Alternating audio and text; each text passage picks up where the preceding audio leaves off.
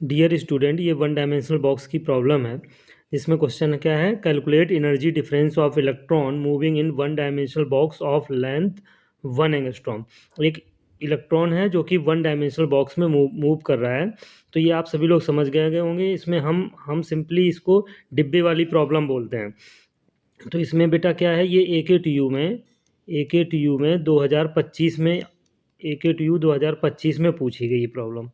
ठीक है। वैसे तो ये 7 मार्क्स में पूछा जाता है। कितने मार्क्स में पूछा जाता है बच्चे? 7 मार्क्स में पूछा जाता है, लेकिन इस बार और सेम में ये सिर्फ 2 नंबर में प्रॉब्लम पूछी गई है। तो गिवन क्या है, देखो लेंथ दी गई है 1 एंगस्ट्रॉम। तो 1 एंगस्ट्रॉम को चेंज कर लेंगे किसी में 10⁻⁻10 मीटर में।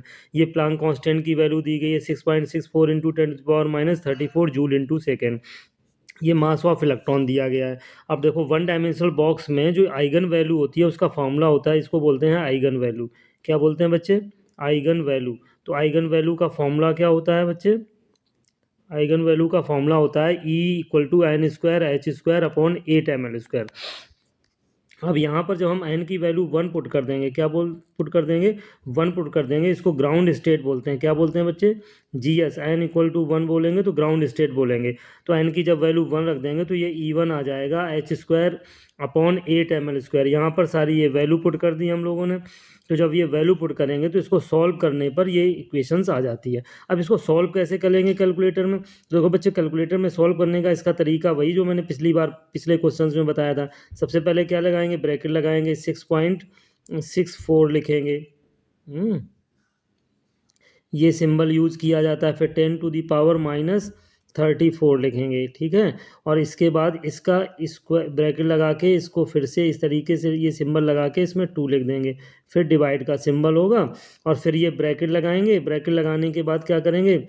ये सारी वैल्यू लिखेंगे और वैल्यू लिखने के बाद इस ब्रैकेट को ऐसे क्लोज कर देंगे और फिर इक्वल प्रेस कर देंगे। तो ये वैल्यू आ जाएगी 6.056 इंटू 10⁻⁻18 जूल। अब अगर हम इसको इलेक्ट्रॉन वोल्ट में कन्वर्ट करेंगे बच्चे, तो इलेक्ट्रॉन वोल्ट में कन्वर्ट करने के लिए 1.6 इंटू 10⁻⁻19 जूल से डिवाइड कर देंगे। तो इसकी वैल्यू आ जाएगी अप्रोक्सीमेटली 37.85 इलेक्ट्रॉन वोल्ट। अब ये कहता है E2 निकालिए। तो E2 की वैल्यू जब n यहाँ पर 2 रख दीजिए। क्या रख दीजिए? n=2 वैल्यू पुट करेंगे। कितनी वैल्यू पुट करेंगे? n=2 वैल्यू पुट करेंगे तो E2 की वैल्यू आ जाएगी यहाँ पर 4² H² अपॉन 8ml²। तो ये आ जाएगा 4E1। क्या आ जाएगा बच्चे? 4E1 आ जाएगा। अगर हम 4E1 को सॉल्व करें, इसको सॉल्व करें, इसमें E1 में मल्टीप्लाई करें तो क्या हो जाएगा? देखो इसमें मल्टीप्लाई करेंगे तो ये 2 पॉइंट समथिंग इंटू 10